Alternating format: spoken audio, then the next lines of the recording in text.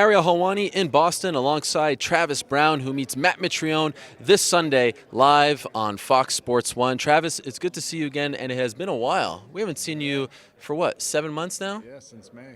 Why is it taking you so long to come back? Man, just the right matchups, getting back to the drawing board, fixing my mistakes, and feeling like I'm ready to take a fight. So that's just sometimes that's the process you gotta go through. Something like that, losing a fight like that off of a mistake that I made. We just had to really buckle down and get it done. What was the mistake? Just leaning in on a lot of shots, jumping in too much, and leaving myself open for counters. In hindsight, was it a little too weird fighting a guy that you knew, or is that not an excuse? No, and of course, we're talking about Andrei Arlovski. Yeah. Andrei's a friend of mine, and it wasn't like it was fighting him was weird. It was just I went in there and made a mistake, and he was able to capitalize on it. And man, it is what it is now. But if we fought again, it wouldn't be anything weird. So was this kind of a self-imposed break, or could you not get a fight? Like, did you say maybe I need to take a step back, regroup, fix a few things, and come back when I'm ready? Yeah, we just got back to the drawing board, and we just had to put in work, and I had initially told my manager, let's fight in September. September, October, or something like that, and just talking with my coaches and everything, it was just like let's just make sure we're ready. Yeah. You know what I mean? This is the point in my career where it's all uphill from here. It needs to be, and we just need to go out there and put in the time coaching or training with my coaches and everything, and that's what we're doing. I recall talking to your manager, John Fosco, when you were looking for a fight around September or so. He said that you guys would really like to fight Matt Mitrione. I think the term that he used was punch him in the face. Yeah. Is there some personal animosity there? Why him? No, I think he's a good matchup, and he I think it was in June or July or something, right after his loss with Bigfoot or Ben Rothwell. With Rothwell, he started calling everybody out under the sun. So I didn't really take it personal or anything like that. He just wanted to he was just looking for a fight, and at that time there's so many heavyweights booked up. I was like, man, let's do it. So I was ready. No secret, a lot has happened to you since your last fight, outside of the cage. And we've gone through a lot of that on my show, so no need to rehash it. But mentally, where are you at now? Because it's been around 2 months since I last spoke to you. How are things going? Yeah, things are going really well.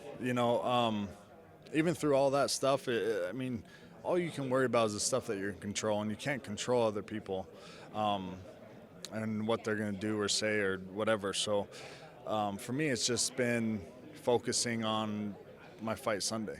Once I learned I had that fight, that's all I can control. My training camp, going in there with my coaches and learning and putting in the work and just making sure I'm ready. And that's what I can do. And I see obviously Edmond is here, Edmond Tarverdyan, your coach. He's come under fire as well. He's been criticized a lot. You're obviously still with him, loyal to him. Has that been difficult for the team? Because I don't think he's done any interviews. He's never defended himself, and he doesn't have to. Mm-hmm. But how have you guys dealt with that? Yeah, it hasn't been a problem. Not for me, not for any of the other athletes or anything like that. It's, it's just, when you're put in the spotlight like that, people are going to try to make a headline off of you, especially when you have some high-profile fighters in your stable. They're going to go out and they're going to look for stuff. They're going to make a story out of something that you can make a story about that with plenty of other people. Sure. And it's unfortunate, but it is what it is. And like I just told you, and the same thing. When we talk about it, it's like you can't control other people. You just got to go out there and do what you got to focus on, what you can control. And right now for him, it's my fight. For me, it's my fight, and it's all we can focus on. Not that long ago, you were fighting main event on Fox, #1 contender fight against Verdum. And obviously things didn't go your way that night, but it almost feels, and correct me if you feel differently, like you've been pushed aside as far as the way people view the top contenders in the heavyweight division. Do you listen to that stuff? Do you notice that? And is that fueling your fire to prove to everyone that Travis Browne is still a player and he's still very relevant in this division? Yeah, last year was just a very off year. I had a fight in May, and when you fight like mid-year like that, it's kind of tough. Like I fought at the end of 2014, December 2014. Then 5 months later, I fought again, and then, I haven't fought in 6 or 7 months. So 2015 was just that year where, I didn't build any momentum, and so, 2016 is my year to start it off right and get out there and get people talking again. And that's my job, is to go out there and perform and have people talk about me, and that's what I need to do.